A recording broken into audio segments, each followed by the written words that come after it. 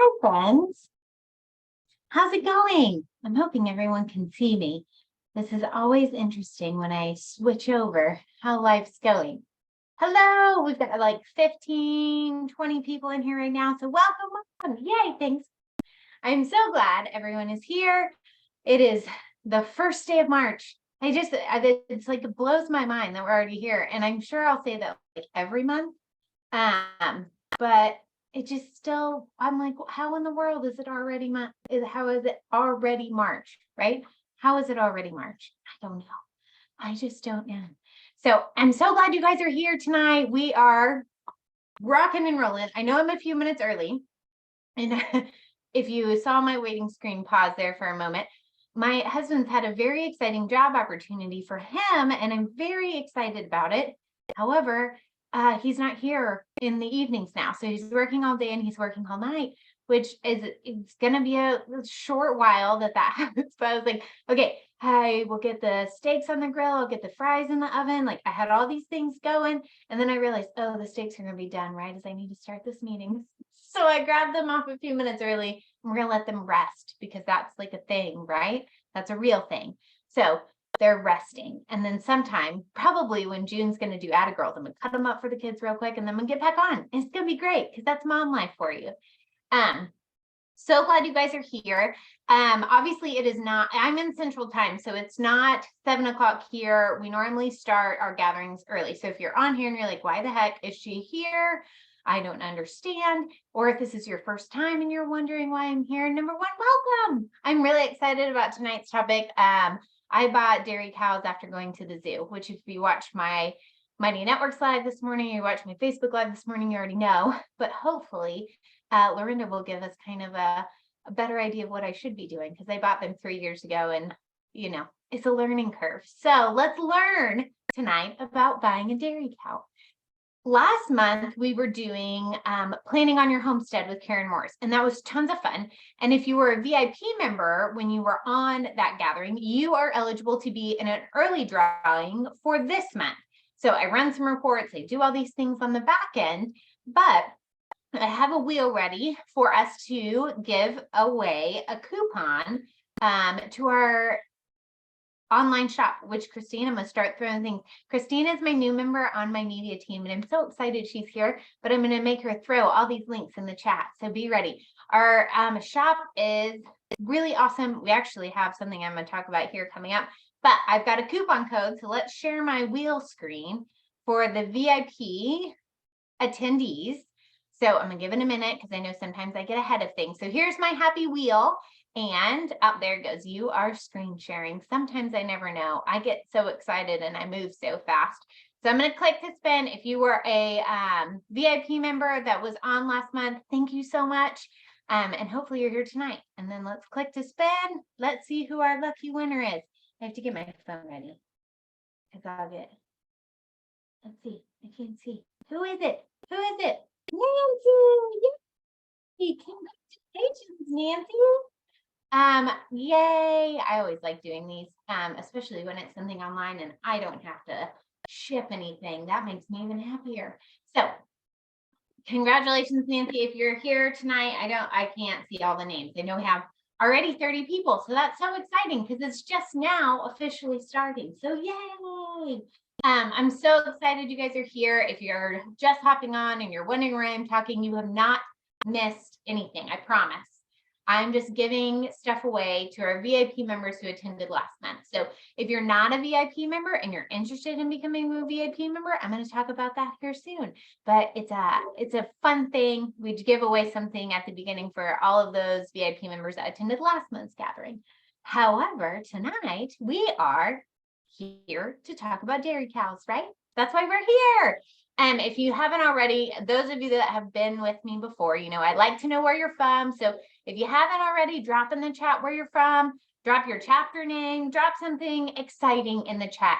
If you have a cow or if you milk a goat or a donkey or a horse, I mean, I think that's probably a thing somewhere in the world. Camels, I learned that on one of those cooking shows. Didn't ever think about that. So if you milk something, go ahead and drop in the chat what you milk, or if you're wanting to milk something, whether it be a cow or a goat or a donkey. Somewhere in southern Oklahoma, they milk donkeys. And I think that's so fun. And I'm going to go find that out.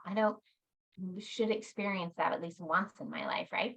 So, like I said, tonight we're talking about buying a dairy cow with Lorinda. She is most commonly known in our online community as Milkmaid Lorinda, and I wonder why, right? Why would she be here talking about it with a name like that? But I'm so excited you guys are here.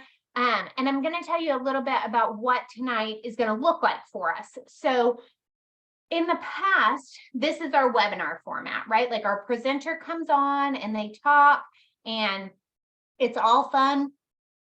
We ask questions, we do all these things. And then at the end of it, we would go into what was called breakout rooms. And breakout rooms were a way for us to kind of connect with some people in general areas, but we've noticed kind of a fall off with our breakout rooms. So last month, we got rid of the breakout rooms and we let our presenter answer questions for a longer Q&A at the end of the gathering. So there is a Q&A function at this, on this little webinar. Lorinda can't see you, I can't see you. None of us can see anyone except for the person talking. So right now you get to see my pretty face. But as it goes on, you'll see Lorinda, you'll see her presentation. So if you have a question, make sure you use that Q&A function because the chat goes and goes and goes and goes, which is awesome, but I can't always keep up with it. Christine, my awesome helper, can't always keep up with it. So make sure you use that Q&A function to ask any questions. Lorinda does want to answer questions as they come in, so we should be able to answer them, move on, and that will be awesome. But if you are missing breakout rooms or you don't like this format or you just want to tell me that I have a pretty headband on, you can always email me at media@nlhg.org. Again, that's media@nlhg.org. And we will answer your questions. I'll help you figure things out. As always, our recordings are available to you guys. Last month's, previous years, they're all on our YouTube channel. If you are a VIP member, they're available to you next week. So whatever next Wednesday is, I will have it uploaded to our website and you'll be able to find it there in the VIP benefits area. If you're not a VIP member, no worries. It's going to be available next month, the first Wednesday of next month, on our YouTube channel. And right now that's where all the previous ones are because it's the following Wednesday. So the following month, first Wednesday, you get what I'm saying. So make sure you check that out. That's where those are. So yay, I'm so excited for tonight. I just keep going. Typically, I'm not the only face you get to see, right? Typically, you get to see Cindy Ball, which is our founder and our fearless leader. And she does all the things behind the scenes with all the other executive staff that does all the things. However, Cindy welcomed a brand new grandbaby today. So she's there, totally understandable. What's kind of funny is last night I got to welcome a new nephew. So yay, lots of babies everywhere. That's where my mom's in Michigan and Cindy's in Colorado. So all the moms and grandmas are everywhere welcoming new babies and we're so excited for her. But I was like, take the night off. You don't need to hop on here. We got this. Enjoy that baby. Babies are so fun. So normally she gets on here and tells the purpose statement. Now you just get to listen to me. If you are new to NLHG or you're new to this gathering, thank you so much for coming. I really enjoy doing these. They're lots of fun. I like that we're together all across the US, right? We've got people in South Carolina and Georgia and Missouri, and I'm in Oklahoma, and there's Idaho and Montana, and there's Oregon, and we have a couple of people that are join us sometimes from California. Like we're all over. And I know we have some in Texas too. I've missed lots of states because I haven't read the chat yet. But we're from all over, and I love that. I think it's fun to come together. And as part of National Ladies Homestead Gathering, our purpose is to empower women through homesteading. And that's what we do, right? Like we do that through our mission statement, which is sharing knowledge, build community, grow friendships. There's no ing, it's share knowledge, build community, and grow friendships. But by empowering women through homesteading, that's how we do it, right? We have to share our knowledge. to build our community, to grow our friendships, to make sure that women feel empowered in their homesteading journey. And every homesteading journey is different, right? Like most of us here tonight probably are learning about a dairy cow, but not everyone. Maybe we're just here because we like learning new things. Maybe a dairy cow isn't in our future, and that's okay. But we all get to do our homesteading journey our way, but we know we have the support of this community on here, and I just love it. Part of being in that community is that we get to share our ups, our downs, our proud moments. We have a private online community. If you're not a part of it, it's community.nlhg.org. And I'm sure Christine will throw that in the chat, but it's community.nlhg.org. And it's a great place for you to find how you can feel empowered through your homesteading journey and share your knowledge and build your community and grow your friendships. But we have a really special part of it called Atta Girls. And every month we share our accomplishments, whether it's I made it through another month of snow, or it's some places are already planting broccoli or their broccoli's coming up, right? We're all in different places in our weather, our journeys, all of that. But June, our membership director, is she's so fun and I just love her, but she gets the absolute pleasure of sharing these. So June, I did tell you earlier that you were coming on after Cindy, but guess what? You're coming on after me now. So yay. A pretty thing. Hi, June. Thank you, Julie. Hi, ladies. Thanks for joining us for a national virtual gathering. The Atta Girls are one of my favorite parts about our online community, where we share, like Julie said, our highlights of our month, good and bad, the things we tried. So I'm going to share some of those that you all shared with us. Amber Wallace said, "We finally finished the coop and I picked up chicks at the beginning of February. Also went through the AI process with my Jersey for the first time. Fingers crossed it takes." Atta girl, Amber. Karen says she tried several recipes from a cookbook she picked up at Layman's in Kidron a few months ago. And now she's inspired to double those recipes and freeze dry them for quick, easy meals. Atta girl, Karen. The cookbook is called Make Ahead Sauces. Marlena Baker made Italian whole wheat crackers. She shared a photo. Those look delicious. Atta girl, Marlena. Lisa shared that her tax paperwork is ready and 2023 garden plan is done. Atta girl, Lisa. Pamela said she made her first pine needle basket and shared a photo, and that is stunning. Pamela, atta girl, that is beautiful. Joan shared that this month she finished her garden planting and started seeds. She also pruned a few fruit trees. Atta girl, Joan. Beth shared she just leveled up on her slow cooking skills. One overnight slow cooker meal produced bones for broth, chicken for salad, sandwiches, pasta for the week. And she threw 3 cups of onions under the chicken and then used that to make French onion soup. Amazing. She's thrilled with that simple discovery. Atta girl, Beth. Rachel shared she finally mended a weak spot in the enclosed chain link dog run they use as their pullet pen in between Brooder Age and Gen Pop with Big Birds. Zip ties for the win. Atta girl, Rachel. Julie shared a photo of this beautiful wattle fence she started to use up fallen branches and other brush. She also took elderberry cuttings, got the kids outside, and finalized her milk jug greenhouses. Atta girl, Julie. Chelsea shared that she started her very first batch of kombucha. She also found mullein on the side of the road and took it home to replant. She sold elderberry cuttings, and that wasn't even her intention. Atta girl, Chelsea. Valley shared she went to Mars Hill University for the Organic Growers Conference, and she learned extra. She also got some hot tub time in after walking the campus all day and inoculated 19 fresh shiitake logs. Amazing. Atta girl. All right. We also had Daphne sowed some seeds, started plumbing and electrical in their house build, and continuing to fill her emergency and next to kin binder. Atta girl, way to be prepared. Suzanne, you are finally building a greenhouse. It's just about done and you have seeds ready to start. Atta girl, Suzanne. I just love all of these.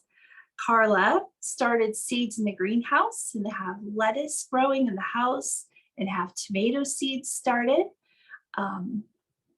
You tried to make your first bread in the bread machine and it was soft and good in the beginning, but it got hard. So she's going to have to figure out what to do to make that better.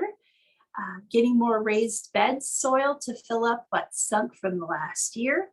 Can't wait to get her colder weather crops planted, pruning apple trees, trying to be busy learning new things, which was her goal. Atta girl, Carla, all of those accomplishments. Just had so many good ones. Susan got an area of pasture cleaned up and fenced in so the cows can graze in it this summer. Moved dirt away from the barn so water will stop seeping in.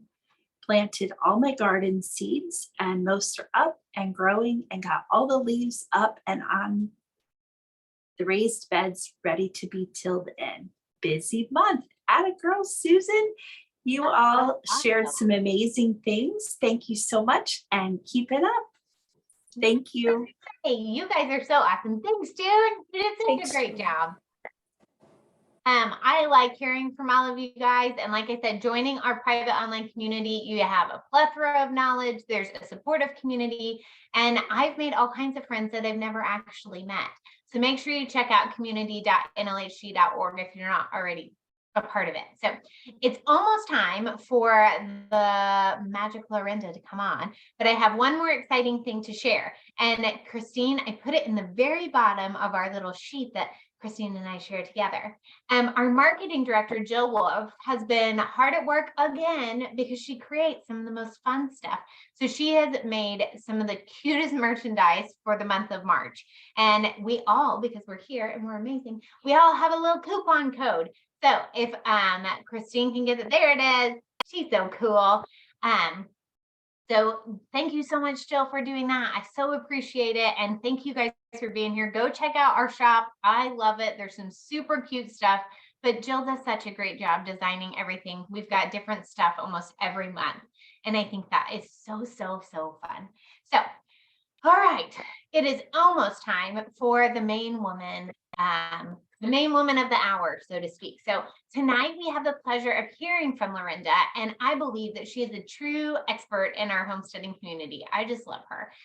Her journey began in 2012 when she purchased 2 bred Jersey cows with a dream of providing fresh raw milk for her family. Like I'm assuming a lot of us here, right? I mean, that's kind of why we're here, to learn about a cow. So I bought cows. Haven't figured it out yet. Despite her lack of experience in milking, Lorinda quickly learned the importance of patience and observation while caring for her growing herd, which I think is so fun because I just sit here and I'm like, oh, baby, oh, baby, oh, baby, where's more babies? And there's so much more to it than that, right? Things I need to learn. So today, Lorinda's Northwoods Homestead Mini Jerseys thrive on pasture-based, grain-free diet. I'm trying to remember all the things. And hay that her family produces. How cool is that? I wish we could do that because we're like 8 bales short this year. So that's so cool.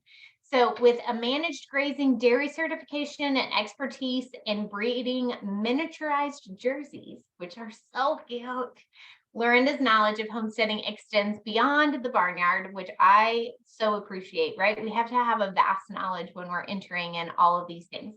She and her husband Lance even attended the Arm to Farm Sustainable Agriculture training for military veterans. Thank you so much for doing that, you guys. That's so awesome.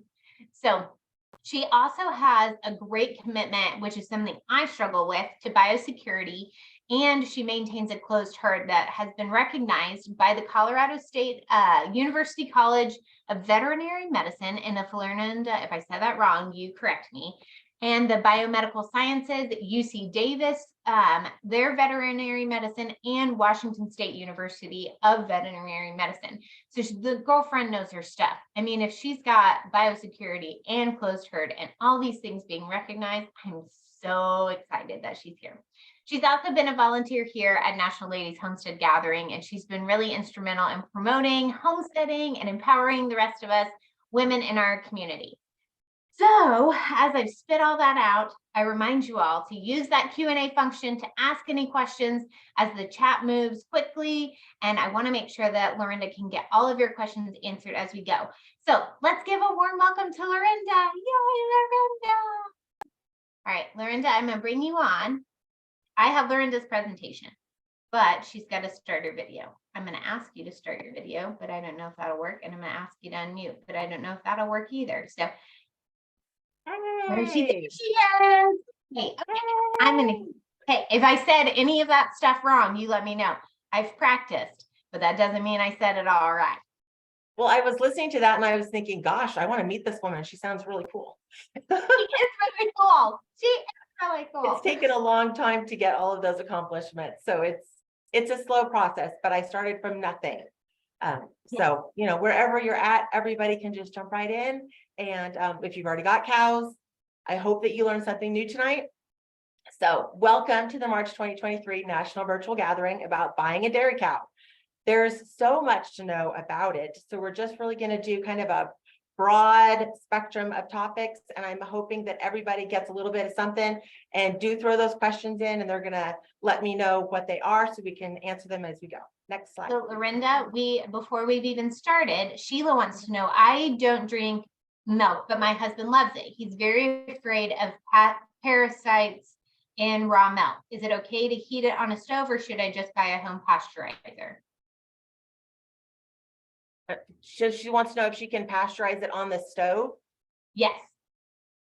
I have never actually pasteurized on the stove. I would imagine that if you get it up to the right temperature, that would be safe. But the easiest way to do it is to pasteurize it in an iPot if you have one. There's a setting to do yogurt. So the first step of yogurt is to pasteurize it, which kills any competing bacteria so that you can make your yogurt. So if you have access to an iPot, that is the easiest way. Thank you. Okay, now I will. Are you ready for me to go into your next slide? Yes, please. Yay. All right, so I am a VIP member of the Von Art chapter. I actually started the chapter, and my daughter Amber, she's out there in the crowd today. She was one of the people that helped me get it going. We did start our homestead in 2013. We were stationed in Kansas at the time, and that's where I got those first 2 cows. I had never spent any time with cows. I didn't really know anything about cows. I just really wanted to have access to milk. I wanted to be able to make butter and cheese and all those yogurt and all the great stuff.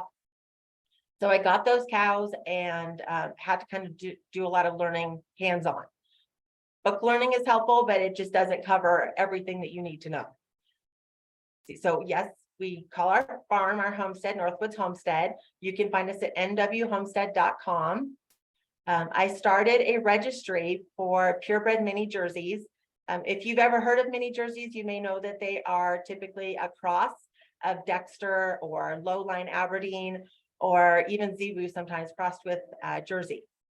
What I breed and what I'm teaching others to breed are jerseys with pure Jersey DNA genetics, so that they are true miniaturized jerseys. You get all those same Jersey traits that you want, but in a smaller, proportionally smaller cow, who will produce about 2 to 4 gallons of milk instead of 6, 7, 8, 9 gallons of milk. I don't need to take a bath in milk. I don't need that much milk. So I like to have those smaller cows. I also like that they eat a lot less. And then those were just some other little stats about me, so you know that I know what I'm talking about, I hope. All right, next slide.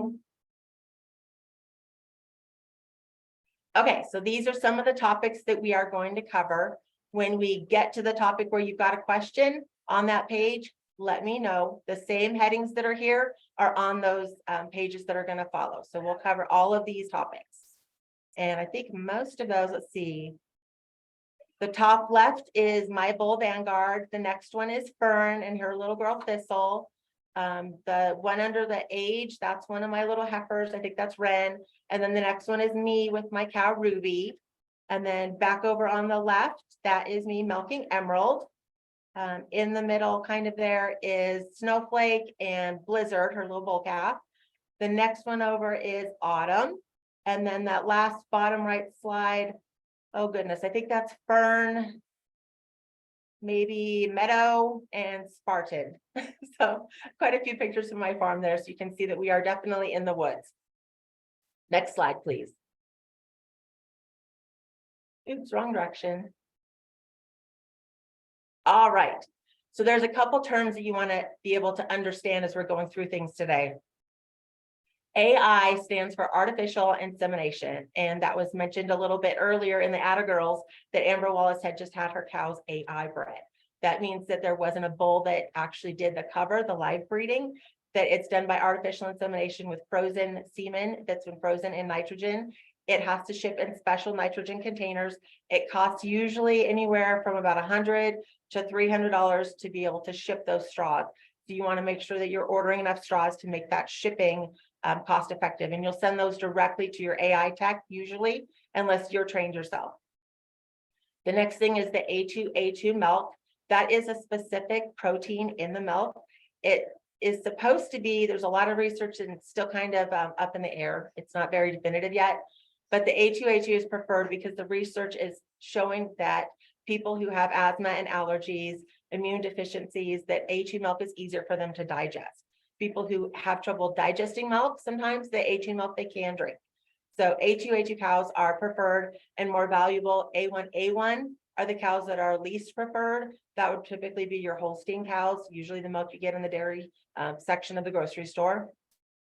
And UC Davis Veterinary Genetics Lab can do a test for it. It's $33 as a standalone test, or you can get that as a panel of tests with some other milk proteins. Polled means that the cow is genetically hornless. So her calves could be polled as well, and you don't have to dehorn them. I love to breed for polled. The really great thing about it is every animal gets 2 genes. So they get one from mom and one from dad. If they both get polled, that's a homozygous polled animal. They can only pass polled to their offspring. So all of their offspring are polled. It is a dominant in that it prevents the horns from growing if they carry a poll. So they can be polled horned. Say mom passes polled, but the sire passes horned. That poll gene is going to be dominant and make sure that the calf does not grow any horns. So you don't have to dehorn. So it's great if you can find a double polled bull. If your cow is horned, it will take the horns off for you.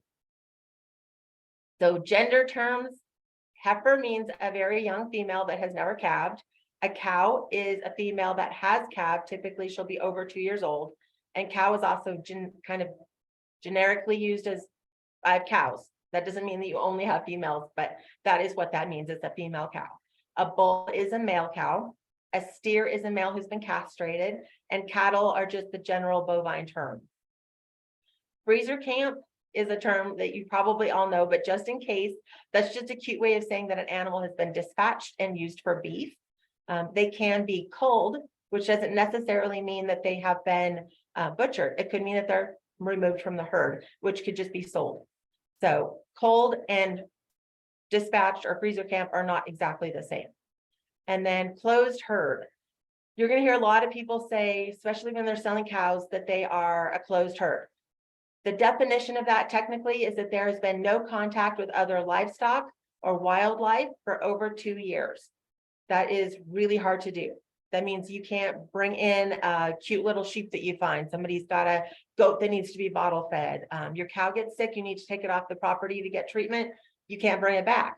or you do bring it back and you give up your closed herd and start over again, which I have had happen to me. And I was very careful, you tell them at the surgery that I'm a closed herd, I need to be able to maintain that. So do everything you can to protect my cow. And they were really great about that at the university hospital where my cow had to have surgery because she broke her jaw. So that's what a closed herd is. Most people will not maintain a closed herd. I do because it increases the value of my cows. I want to have that safe milk for my grandson, who's only 3, and for my family. Different diseases, they will pass. Those are the zoonotic diseases. You don't want a cow that is infected with a zoonotic disease. That means that your family is drinking that disease. And so if cows leave, they can't return. Next slide. Linda, so there is a question. It says, is there any risk of bovine tuberculosis with home dairy cows, and can it be transmitted through dairy? If so, how often should testing be done? That's a good question. So we've all heard how scary TB is and how there was just massive epidemics of it about at the turn of the century. It is a federally regulated disease now. So if you want to test for it, you have to have a veterinarian do that. If any animals have TB, they lock that herd down. You can't sell or bring anything in until they determine who's got it, and they're cold to freezer can. No, I don't even think you can eat it. Honestly, I'm not sure, but so TB was a huge issue. They were getting it from dairy cows. That's how mostly it was spread, but it has been controlled now by the federal government. It's very rare now that cows get infected with TB. Typically, it's because maybe they came into contact with wildlife that are carrying it. But I test every year personally. Whenever I sell cows, when they cross a state line, you have to have them tested for a health certificate. That's the federal law. So they do a TB test for that. So I have tested every year because I sell animals every year, and I've never had one come up positive. I've only ever in 11 years heard of one animal that was false positive. I've never actually known anyone who has a TB infected cow. It's just really, really rare anymore. And I probably wouldn't even worry about testing for that one because it is so rare anymore. Go ahead and go to the next slide if you're ready.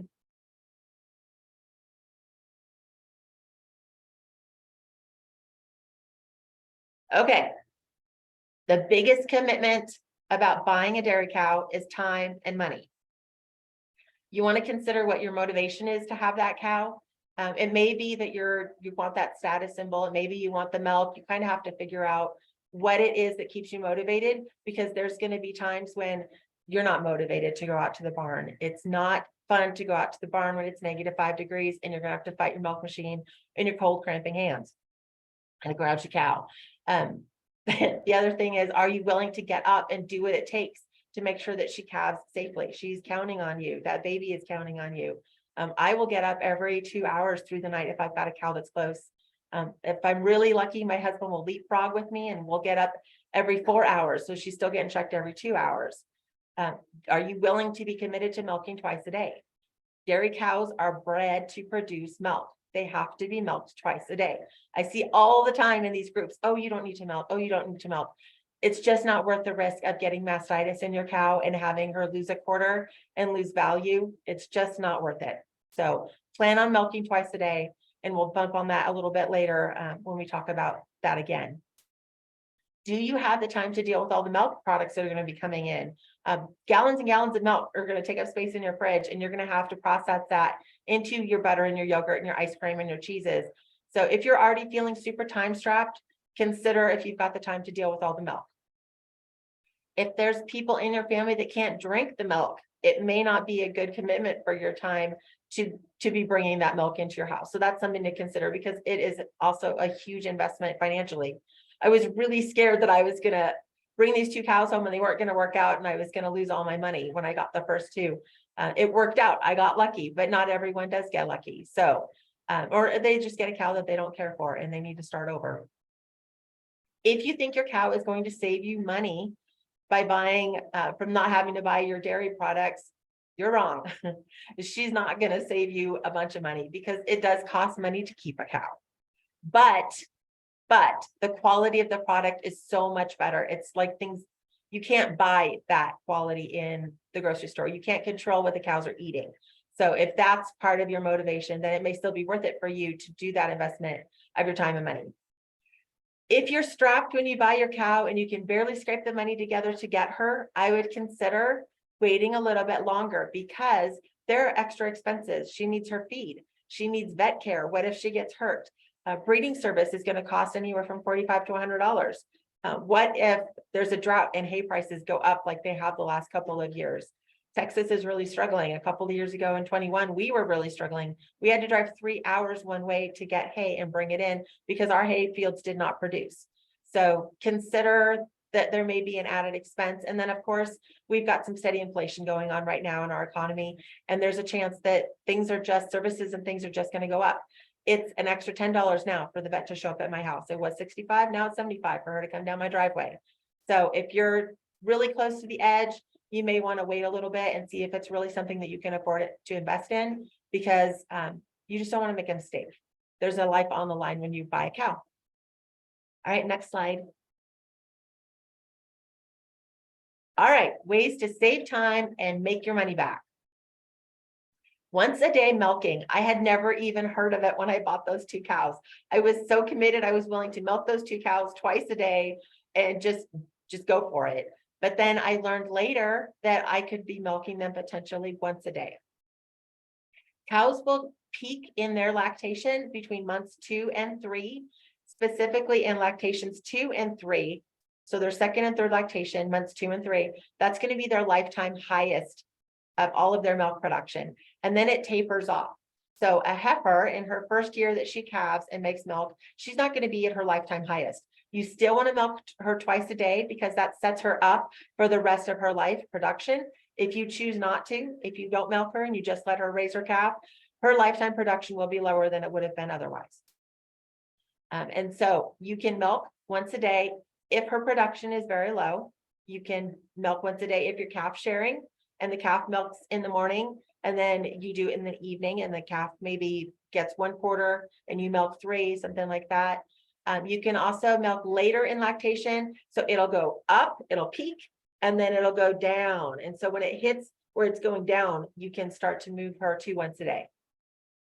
And that all of a sudden frees up tons of time. So there's that picture of me milking Emerald. That was after a gathering. And since I was only milking once a day, I was able to lead gatherings and be able to be there for my chapter. So it made my life a lot easier. And then recouping your cost. So it is a big upfront investment depending on the breed you get. Mini jerseys, because they're so rare, they tend to start at about $3,000. Purebred mini jerseys will start at about $4,000 to $5,000 and go up to, I've seen them as much as 10. That is a lot of money. That to me, that's a car. So you want to get that cost of her initial purchase back as soon as possible. When you really start making money is when those calves are born on your property and you can sell them to somebody else who's just getting started. So if you start with a quality cow and you breed her to a quality bull, you're going to get quality offspring that are going to be worth more. You can do that through artificial insemination. So you don't have to bring a bull onto your property and have them around your family. You can do that with heifer sex semen. They can actually sort it with centrifugal force and it pulls out the male and the female semen and makes them separate. So they can fill the straw and freeze it in nitrogen with the female sexed semen. So your chances of getting a heifer are 97% if it's actually a centrifugal force done. There's also another way where they use a chemical that kills off the male. So I don't trust that as much. It's honestly not as good a quality. I would go for the ones that are done with centrifugal force if you have the option. So ask whoever you're buying the heifer sex straws from, they know how it was done. Oh, okay, moving on. I'm going to go ahead and have you go to the next slide and I'll read these to you guys. Okay, the top left corner there, I'm showing that you can divide your space with a cow panel. So this was a rented farm that we were on and we only had one run-in shelter. So I divided it up with a cow panel so that I could use half of it as an enclosed stall to keep my calves in. And it was a really economical way for me to be able to utilize my space. That blue thing in the picture is a cut off water barrel. It's just a plastic barrel that we used for water, which is great in warmer climates, but it will freeze in the winter. So you need another option then. Going to the right, the next one is We've added a line of electric fence at the top of that fence there. And that helps to keep the animals in. If you put one at their nose, when they bump it, they'll back up. And if they try to back up to the fence to get bred through the fence, and yes, they will try to do that, they could possibly even be successful. So putting an extra line of your barbed wire with a couple of lines of electric is very helpful. That particular fence, when we put it in, it was all barbed wire and we decided to take it out. We removed about half of the T-posts and switched over to electrified high tensile fencing. And the reason for that is it's smooth and they weren't scratching each other up anymore by shoving each other into the fence or running into the fence. The smooth slick wire that's electrified, they'll bounce off of it. And it doesn't scratch them up. It doesn't harm them. They won't go through it because we do every other line as a ground. So if they try to put their nose through 2 lines, they get a really strong shock. Going to the right again, there's another cattle panel that is turning that pallet shelter into a little enclosed area for a cow and her calf. So pallets are held up in place with T-posts, and that can give you a decent shelter so that when you cover it with the arched cattle panels and then cover it up with a tarp, it's very sturdy. We found that it doesn't do very well with snow load. So that next picture there is where we had a really wet snow and it crushed it. So the third picture of those 3, the one where I'm holding the calf, you can kind of see now that we've got a post and we've got a ridge beam, and then we put in pony walls, which are half high and halfway across the shelter, both in the middle and at the front of the shelter, and that give it a lot more stability. Okay, going all the way back to the left, that's a little heifer I sold, and this is the shelter that they made for her inside their barn. They used some metal panels around the wall, and then they used some wood to make slats to give her a stall inside the barn. Really easy to put in and really easy if you decide you want to take it out. To the right of that, those are step-in posts, those white lines that you see there. Those are white step-in posts with electrical tape that can be moved around so that your cows are constantly getting access to fresh grass for rotational grazing. They will not hold your cows in very well, even if you start them very young. Calves will go underneath it, cows will go over it. So this is great if you want to move within an area that's already fenced with barbed wire or high tensile fencing or even wood slats. Okay, to the right again, that's in the bottom of the middle there. That is a picture of one of those first 2 cows. I believe that is Buttermilk. And that was at a different farm that we rented when we started out. So allowing your cows to have access to part of the barn makes for a sturdy and roomy shelter. Feeding is easier when the shelter is near the haystack. That is definitely something you want to do if you can. Multiple stalls. So if it's very deep, like that particular one was, we cut it in half in the middle. So I could keep the calves in the back and the cow could still have shelter in the front and have access to grazing when she needed to. And then I could just pull her in to the back with the calf when she needed to feed until the calf was old enough that I could trust it out in the field. It's also a great place to be able to keep an ill cow if you need to keep it away from the herd. And your stalls are nice and big and roomy that way because the barn is usually good size. And then to the far right, that is a pre-made water trough. They come in plastic or metal. The metal ones usually have a drain hole with a plug. So you can remove the plug and put in a trough heater in the winter. But those metal ones will rust and they need to be cleaned out regularly. The plastic is rust-free, which is really nice, but it will get a little scummy, so you'll have to clean it.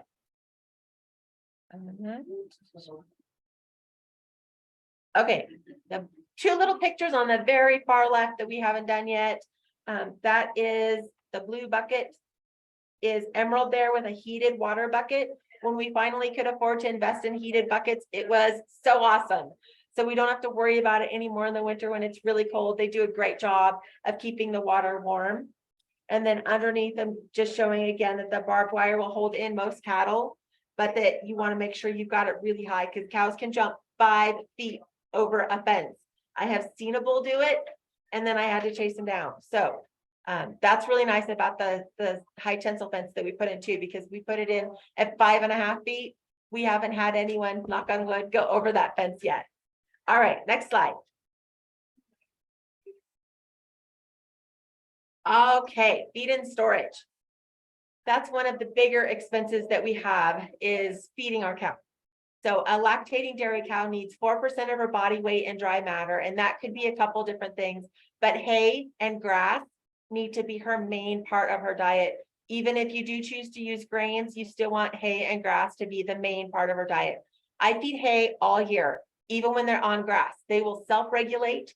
Grass can be really rich and it will give them the runs. So if you give them access to hay, they can self-regulate. If for some reason your field isn't as nutritional as it should be, like say late in season, they can fall back on that hay when they need to make sure they're getting all of their needs met. A cow is usually rebred at about 3 months post-calving. So she's in milk and she's bred again. So I think, was it Christine that said that her kids were 15 months apart? Mine were too. So I was pregnant while I was nursing my first one, and the dietary needs were huge. I needed a lot of calories to keep myself going, and that's going to be for your cow every single lactation. So you want to make sure she's getting really high quality feed, that the hay is going to be not very weedy. If I can find what they call horse hay, I really like that. It doesn't necessarily have to have alfalfa in it, but a nice grass hay that's not full of a bunch of weeds. We're not feeding beef cows here, so we do want quality hay. You can find pelleted hay. I also feed pea plants that are pelleted.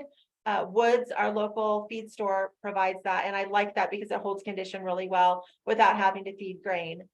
Beet pulp and corn are great, but sometimes they're GMO. So if that's a concern, you want to check on that before you purchase. Black oil sunflower seeds, believe it or not, are really good at adding fats that are a plant-based fat for your cow. It will help her to produce higher fat in her milk, which is great for making butter and cheese. I like Thorvin kelp. It's naturally chelated. My cows love it. They go crazy on it.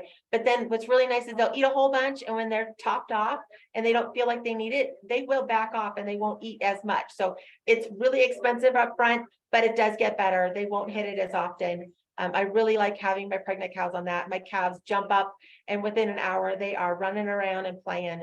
I didn't get that before with those first 2 calves that I had born, to those first 2 cows, because I didn't understand how important minerals are. So loose mineral is really super important for your cow. And you want to ask about the mineral program when you're going to buy a cow. The person that you're buying from, what is their program? Do they feed loose minerals? Cows can't lick enough to get the minerals that they need. So just putting out salt blocks is not enough. You want them to be on a loose mineral program. And all of those different things need proper storage, because there's usually rodents in a barn. I've got 5 cats and I still have rodents in my barn. So barrels that seal the vittle vaults, if you've got access to those, I think those you can get them on Amazon. Those are really helpful for smaller things that you don't buy in bigger portions, like say the black oil sunflower seeds. Moisture and sun when you're storing your food. So find somewhere out of the sun that it's going to be dry. Maybe put down some tarps before you put your feed on top of it, if it's going to be on bags, and to keep that moisture out of your feed so it stays fresh. And be aware it's going to take up a lot of space. I really like to see when my buyers store a year of feed at a time. Maybe not necessarily all of the pellets and things, but hay, definitely hay, because it gets more expensive as the year goes on. And you get further away from last year's hay season, and you don't know what next year's hay season is going to be. It could be a drought year and you'll get stuck with no hay. So having that year of hay is really a buffer in case you need that insurance. Next slide.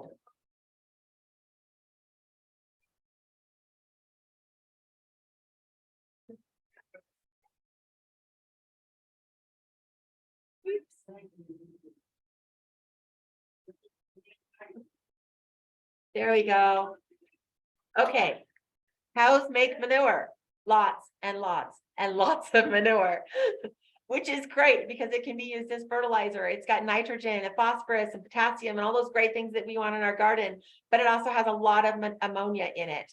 And it could also, if your cows have a disease that you haven't identified, it could also have that in there. It can have E. coli in it.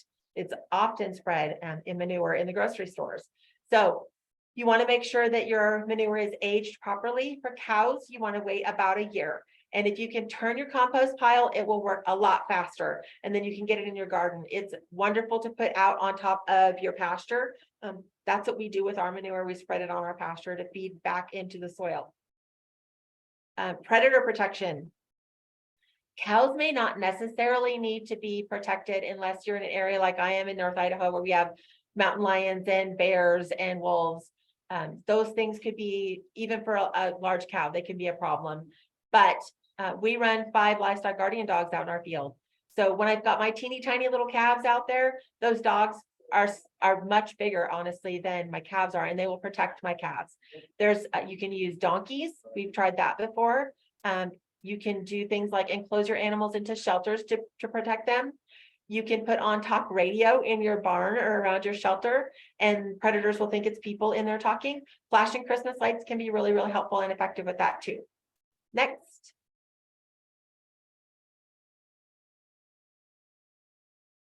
Okay, cows are a herd animal. They need to have friends. So just like all of us, we sought out National Ladies Homestead Gathering to meet people. Our cows need friends in the field. Ideally, it's another cow because they speak the same language, but it could be a sheep or a goat or livestock guardians, but they need something. They need a friend because you're not always going to be out in the field with them. And if they are very lonely, they can get depressed and actually have health problems. Cows need a veterinarian and they need their hooves trimmed. So when you're shopping for a cow, talk to the veterinarian that's been servicing that farm or homestead. Find a veterinarian in your area and ask about the diseases and concerns. Find out if your area might be deficient in selenium. If it is, you need to supplement that for your cow. It's very, very important that your calves have that. Your hooves need to be trimmed about every year. If you're feeding grain, you may even need to do it twice a year. If you're on a grass-based diet or you've got very rocky fields, you could potentially go as long as 18 months between hoof trimmings. But imagine if you didn't cut your fingernails. It would be really hard for you to do things, right? So your fingers are going to get strange. Well, that's what happens to your cow. Her toes will get broken off, and the toes are the tips of the hoof. And you want to make sure that she's getting taken care of, because if they get too long, it changes the angle of their foot and it stretches that ligament out in the back of their heel, and it will permanently stay that way. That's not good. It will break down over time much faster, and her quality of life will go down to the point where you won't be able to keep her in your herd anymore. So hoof care is very important. If you can't do it yourself, find someone who can. Annual breeding. Your cow has to be bred every year. You can stretch that out sometimes up to 18 months. I've done that before. If she's holding condition, you can do that. If you, like, say you calved in winter and you don't want to do that again, and you want to push it a little bit longer, then you can wait a little longer, keep her in milk a little longer before you breed her. But she should be bred every year. A cow that isn't bred every year can get too fat. They pack fat around their reproductive organs, and then they can't get bred at all, and they will never be able to be bred again, sometimes ever. You can try putting her on a diet. It doesn't always work. So you want to make sure they're getting bred every year. That brings them fresh into milk, and it brings their milk production back up. Remember, it's going to taper off. So that brings it back up. Fresh is the word, fresh. And their gestation is 9 months long, if you didn't know that. All right, next. Age is not just a number. There's a huge difference between a heifer and a trained cow. If you've never had a cow before, if you don't have any experience with milking, then I would recommend that you start with a cow that is experienced. Ideally, she would still be young, 2 to 4, having calved at least once and been milked for at least a couple of months. A month to 2 months would be good. A couple of weeks is probably not enough. It takes about a month to get all the kinks worked out of a heifer that's in her first lactation. So dairy cows, let's see. Heifers can be cheaper, but the cow that's trained is worth the extra money. If you've never trained a heifer before, it is not for the faint of heart. They can be bred when they're 13 months old. They calve at about 2 years old. They're pretty good sized animals at that point. Some of them will only stomp their feet when they don't like it that you're messing with their udder. Some of them will aim at you. And when they kick, they kick out sideways, which is where you're sitting to get at that udder. So yeah, if you haven't milked before, I would recommend that you find a cow that has some experience. And then your next one will be a lot easier, and you'll be able to deal with that heifer a little bit because you've got some experience under your belt. Even if you're using heifer sex semen, you may still end up with a bull calf. I have had that happen with some very expensive semen that I bought, and I ended up with a bull calf. Remember, it's 97% chance that you're gonna get a heifer with heifer sex semen, but there's still a 3% chance that you could get a bull calf. And it does happen. So when you get a bull calf, you're gonna have to plan for that because it will happen. I've had people tell me, well, I'll just keep them all as pets, but that's really not very realistic because she has to be bred every year. And bulls are not safe to have around your family. I do have bulls on my property. I've kept bulls for years, and that's part of why we switched over to the fencing that we've got. 5.5 feet tall, high tensile, electrified. It is really hard for the animals to get through, and they don't want to once they hit that bear charger that's on the fence. So if you're going to keep a bull, do it right, put in the right kind of fencing, be safe about it. If you go in the field, always have a spotter. Or best yet, if he is not an exceptional specimen of that breed, if he doesn't have any special genes, if he's not registered, then I would consider castration. That means that he could be processed for freezer camp, or you could sell him to someone else who could use him as beef if you aren't able to eat him yourself because he was born on your farm. But do not ever trust a dairy bull. Even a little bull can knock you down and jump on you. And when you fall down in the mud, it's really hard to get back up with a bull on you. Next.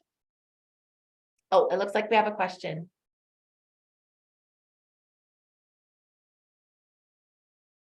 It says, how many years should you breed one cow for? So how long is her expectancy for being bred? That's what I would go with. Okay, so a cow that's on a homestead is probably going to be treated much better.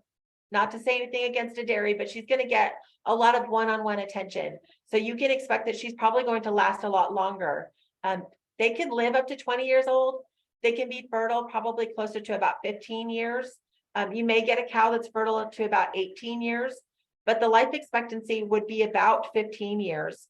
Assuming she doesn't get something like milk fever or ketosis or a disease that takes her out way before her time. Okay, so that's a great segue into disease testing. Before you bring your new cow onto your property, you should test her. And the reason for that is some of those diseases, when they get into your soil, they will stay there. Some things stay for 50 years, some things only stay for a year. But once your soil is infected, you have to wait it out. That means that your calves that are born during that time could be infected.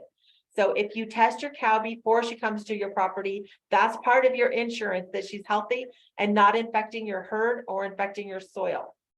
So a zoonotic disease, again, is one that's transmissible from an animal to a person and back and forth. When you're going to consume raw milk, that means that that zoonotic disease will be passed to you in her milk. So the diseases I would test for, like we mentioned earlier, you could test for TB because it is zoonotic. Bovine leukosis virus, BLV. It's actually, leukosis is a kind of cancer, and this particular one is a cancer that can be transmitted. So I didn't even know that that was possible before I had cows, but it's a cancer that can be infectious. Bovine viral diarrhea, you think, what's the big deal about that, right? Well, she loses weight so fast, she loses her fertility and can't be bred, and usually they will basically starve. They will starve to death because of it, become so dehydrated it kills them. Q fever, it's called query fever. It is infectious to people as well.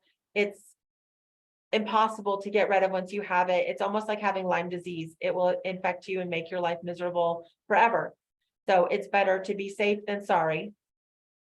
Johne's is the one that really scares me. It's sneaky. It infects calves within the first month of their life, usually through feces from their dam.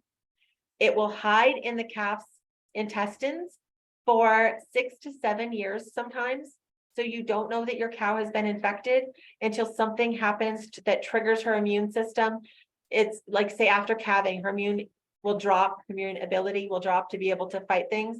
And it will all of a sudden, boom, it'll flourish.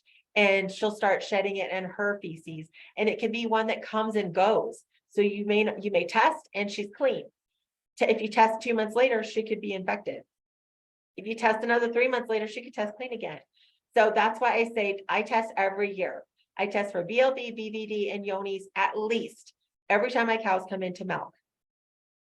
Registration, I talked about quality cattle. Not every cow that's registered is quality, and not every cow that's quality is registered.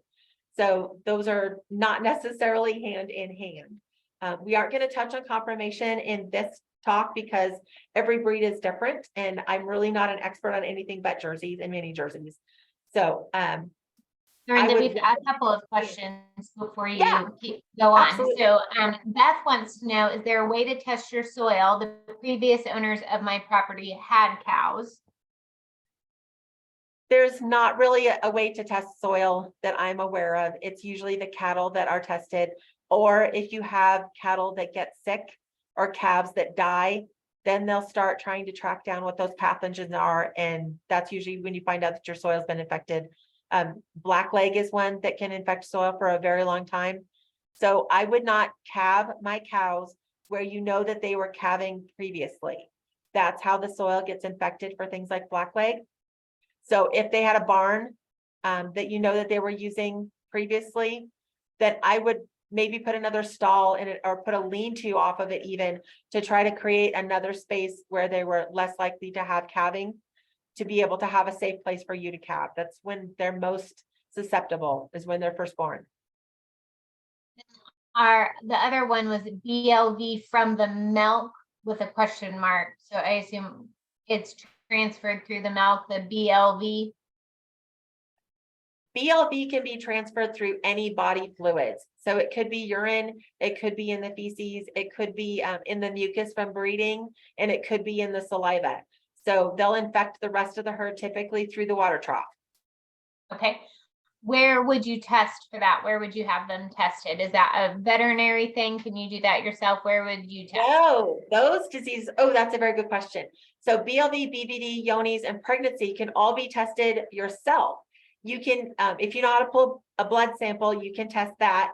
Or if your cow is in milk, then you can send in a milk sample to Armor, ARMOR, Animal Health Labs in Portland, Oregon. At the end of this, we have a reference slide, and there's also Central Star that will do that. And it has the links, I believe, to those two places. I use Armor because I'm in Idaho and I'm close to Portland. If I get them, like I just sent them a pregnancy test on Monday, they will have gotten it today and I'll have my answer tomorrow. So if I were sending disease testing, it's the same thing. I get my results the day after they get the sample that I sent in. So they're really fast, they're really easy to work with. It's Armor Animal Health. And they've got an online store, and then you can buy the supplies that you need there. It's just a little vial for doing milk, or you can buy blood vials for a blood sample there. Perfect. And should cows or just you avoid the barn, or should you avoid a barn that's been used by any dairy animal? So I don't think most of those pathogens are going to become airborne to the point that, because you're taller than a calf, right? So you're not going to be breathing in those particles too much unless maybe you're scraping it out, trying to remove like a foot of soil from that barn. Then I would wear some sort of a protection, some sort of a mask, one with a valve in it, not just your regular fabric mask that we've all become so familiar with. I would get one that has actual valves in it and protect myself that way from the soil. Typically, though, they're not going to be airborne particles as high as 5 foot where your head is. I wouldn't worry about it as much for that. I would worry more about the calves. You could get it on your boots and transfer it around your homestead, but the amount of it, the concentration is going to be in the soil where the cow calved, and all those body fluids and feces and everything else ended up from calving. That makes sense. I heard that BLV could come from a cow tick. From her milk? No, from a tick, like the bug. Oh, tick. yes. Sorry. Oh, Yeah, I would imagine so, because there's going to be body fluids within that tick. That's what it's drinking. So if it bites another animal, I could see where that would happen. I don't think that that's probably as common of a way. It's probably mostly from water troughs. And the calves, of course, drinking the milk from an infected cow. right. How long do these diseases survive in the soil or barn, wherever they could have been contaminated? Okay, so every one of those diseases has a different lifespan. There's a group I started on Facebook called Disease Free Dairy Cows. And anytime I come across any of, like when I'm researching something or I come across a good article, I will go and I will put it in that group. I did that specifically so I can find the information when I need it. People will contact me and ask me questions like that, and I need to know where I can go find the answers. So I share that with everybody. So disease-free dairy cows. Each one of those diseases have their own thread. So say you're looking for BLD, just scroll down till you find that thread, and all of the links from the research that I've done and other people have done are going to be underneath that thread. Does that help? You'll be able to find the answers there.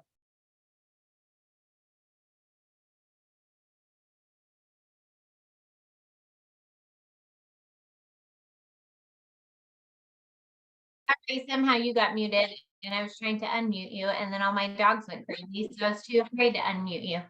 Kim said thank you. So we'll let you continue going over registration and mentoring. Okay, so you don't necessarily need to buy registered cattle, but I bought unregistered cows when I started and regretted that I had and wished that I had found registered stock instead. So I was able to register those animals with the American Jersey Cattle Association as genetic recovery. Not every registry allows for that. So you know, whatever your breed is, you'll need to check with the registry and see if that's possible, that you can breed back in purity for registration. But if you can find registered stock, that would be the way I would go in hindsight. Mentoring. It is so important to have someone to talk to that has some experience that you don't have. I started, like I said, with a lot of book experience, but not any hands-on experience. And when I bought those first 2 cows that I've told you about, the lady that I bought them from closed her Facebook, stopped answering my messages, disappeared. I was on my own. It was terrifying. I didn't know where to go to get answers. I didn't know that there were groups on Facebook. I'm not even sure there were many groups on Facebook for that yet at the time. But you don't have to be alone now because we've got NLHG. That was one of the big reasons that I came to NLHG, was to be able to find mentors and things that I didn't know anything about. So we can trade those skills. You know, I'm willing to talk to you about cows. Anybody who holds still long enough, I will talk to them about cows. So if you've got questions, you can send them to me and I will try to get back to you as soon as possible. It doesn't necessarily need to be about a Jersey cow. If it's just about a dairy cow, I'll help you if I can. If not, I'll direct you to where I'm hoping you can find the answers. I don't want you to feel alone, because that was terrifying for me until I learned to trust my gut. I did find that because I was a nursing mom, that a lot of that skill translated towards taking care of my cows. It was strange. I was afraid of those first 2 cows because they seemed really, really big to me. But when they calved, it was like the switch went off and all of a sudden we were all moms, and it wasn't nearly as scary as it was before. They were still trying to kick my teeth out when I was milking them, but for some reason I just wasn't afraid of them anymore because they were moms too. So finding a mentor that can give you some tips and techniques to make those kinds of difficult things a little bit easier to manage really makes a huge difference. So if your person that you're buying from is willing to do that for you, that is ideal, but not everyone is, as I had the experience of. So I actually write it into my contract when people buy cows from me that I will be available to them, to mentor them, to answer their questions for the life of that animal. So if the animal gets sold, the next person, if they want to contact me, I would honor that still, because I want to make sure that the animals that I'm bringing into the world are being taken care of. And the best way to do that is to make myself available to you. Okay, next slide. Okay, there are so many breeds out there, probably some you're not even familiar with or have never heard of. And every breed has their own personality. It's just like if you're looking for a family dog, you know, some people know that they want a golden retriever because there's certain traits that they expect from that. Some people know they want a German shepherd because there's certain traits that they expect from that breed. And some mutts are great too. So you kind of have to try different things and figure out what you like. I started with full-size jerseys, was about a year before I heard about mini jerseys. And then I eventually ended up breeding what we call now purebred mini jerseys. I thought, I love cows. I love my cows. I bet you I love all cows. So we bought some that were Dexter. No, what were they? They were Galloway and Highland Cross. So they were a cross of two beef breeds. I did not like those cows. They were so different from my Jerseys. My Jerseys didn't like those cows. They were really pushy and mean to my Jerseys. So I found homes that were better suited to them. But I learned that it's not that I love cows, it's that I love my cows. I love Jerseys. So I am definitely biased on the breeds, but I wanted you guys to see that there are lots of different breeds out there that make great dairy cows.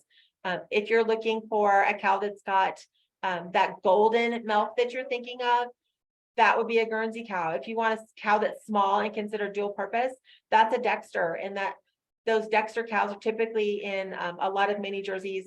In my line, they would have been way back in the bulls that I used, because I used pure Jersey cows as the foundation of my herd.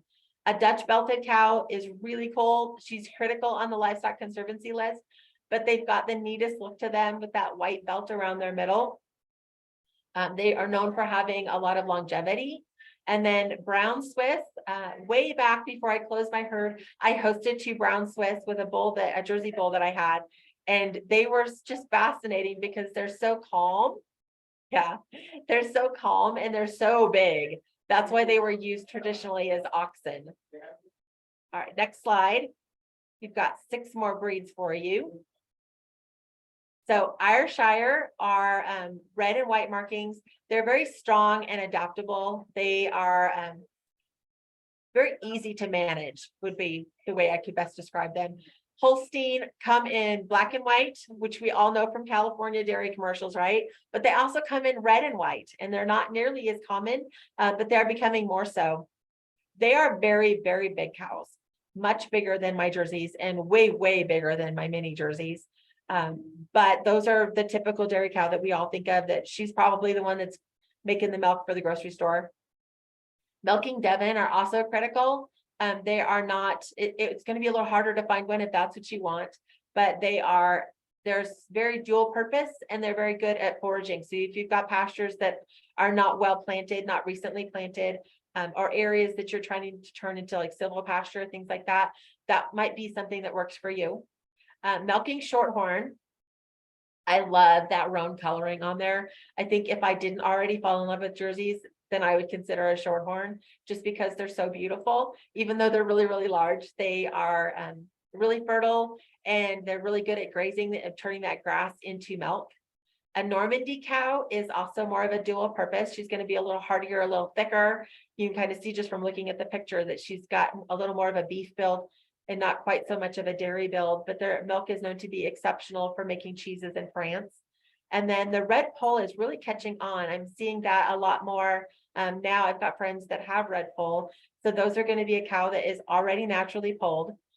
They are threatened in Livestock Conservancy, but they're dual purpose. So they're going to be a little bit beefier. So you have to remember too, that every cow, every female cow makes milk, and every cow is made out of beef.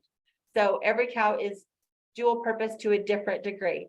I've eaten Jersey beef. It is excellent, but they're much better at making milk. And most of us who've tried a lot of different chicken breeds can attest to that a dual purpose chicken, she doesn't lay a whole ton of eggs and she doesn't make a whole bunch of meat, but she's a little bit of both. So it's the difference between is the same for cows. Oh, we got a question.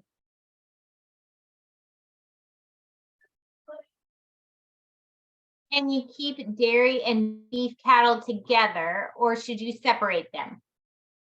Oh, you can definitely keep them together. Cows are great companions to each other like that. That wouldn't be a problem at all. You may not necessarily want to breed your beef bull to your dairy cow. If she's one of these smaller breeds like a Dexter, then it may be too big for her. But you can definitely keep a beef cow and a dairy cow, or even a dairy bull and a beef cow. But remember, when you breed them together, if you were to cross those two, that you're going to end up with something that's going to be kind of a little bit good at both beef or milk, but probably not great at both. Next slide. Oh, there we are at the end. Okay, so these are some of my favorite resources. If you haven't already and you're looking at dairy cows, this is the book to get. It's kind of like the Bible of dairy cows. So this particular copy is going to be given away tonight. If you were interested in learning more about A2 milk, that book is The Devil in the Milk by Keith Woodford. It's still very controversial, like I said, but it's a very interesting read, I felt. There's also this book, if you're looking for something a little more about beef and dairy. She covers a lot of information about both, and she does go into descriptions about the different breeds, about I think like 4 or 5 of the different dairy breeds. Those labs that I was talking about are listed there. So Armor Animal Health and Central Star. And then when I talked about the A2 testing, that's from UC Davis, the Veterinary Genetics Lab. They can also test for POLD, for chondro, which is a dwarfism gene that's carried within the Dexter cattle breed. They are allowed to register those dwarf cows as carriers. So with the mini jerseys, chondro isn't allowed. So we test for that to make sure that we're not registering chondro cattle. So anything like a mini Highland, when you see a lot of those and they have those tiny little squished heads, that's because they're a chondro carrier usually. So what that is a dwarf. So you want to test for that because they can have deformed joints and cartilage specifically. Blog, my very, very favorite blog is Spirited Rose Homestead Dairy, and that is by Michelle Lancaster. I did not know her when I started following that, but I know her now. She happens to live in Washington and I've gotten to meet her, and she's got a lot of very technical, excellent information about dairy animals, specifically jerseys, but it does cross into dairy in general. And then if you're looking for an AI tech or a hoof trimmer or somewhere to ship your semen to have it stored safely and frozen, or somewhere to collect semen from your bull, then I've got a list started in purebredminijerseys.com, and you can access that. And that's not, although it is a registry for purebred mini jerseys, that specific resource would be excellent for anybody that has dairy cows. And then last is a software called Kintrax. There's a free version. You can plug in your animals in your herd and you can run parallel lines when you're breeding so that you aren't crossing between 2 different lines. Or if you want to utilize a bull that was born into your herd, that will help you figure out inbreeding so you don't get too close. So you stay line bred and not inbred. So those are some of my favorite resources. If you want to move to the next slide.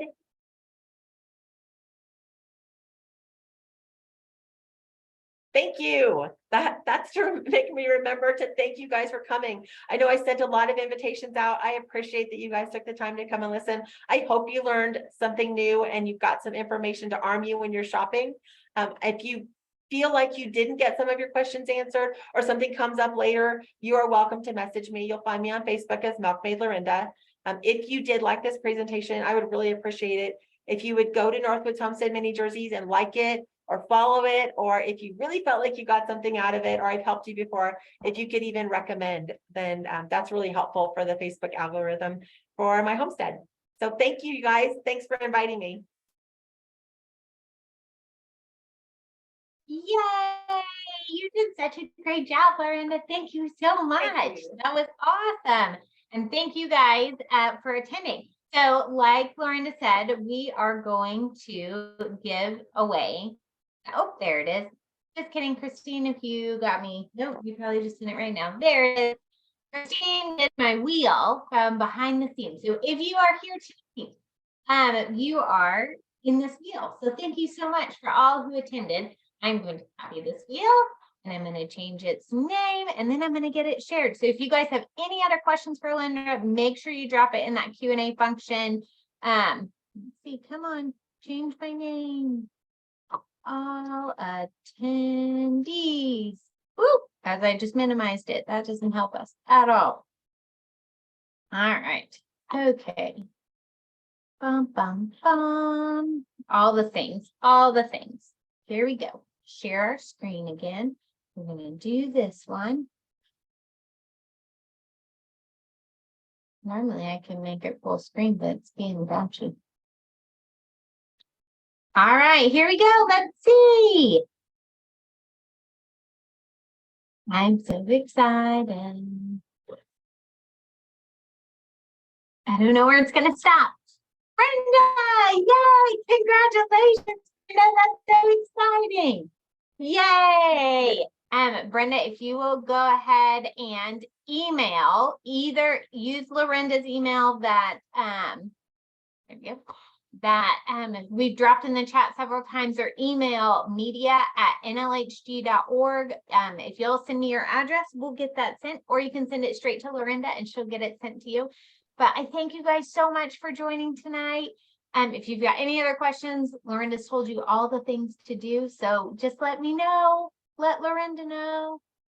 We're so excited. Thank you all so much for joining us tonight. Yes, that's my email, media@nlhg.org. And then Lorinda's is in the long stuff that we've sent out. She has lots of awesome information. So Lorinda, thanks so much. You did such a fantastic job.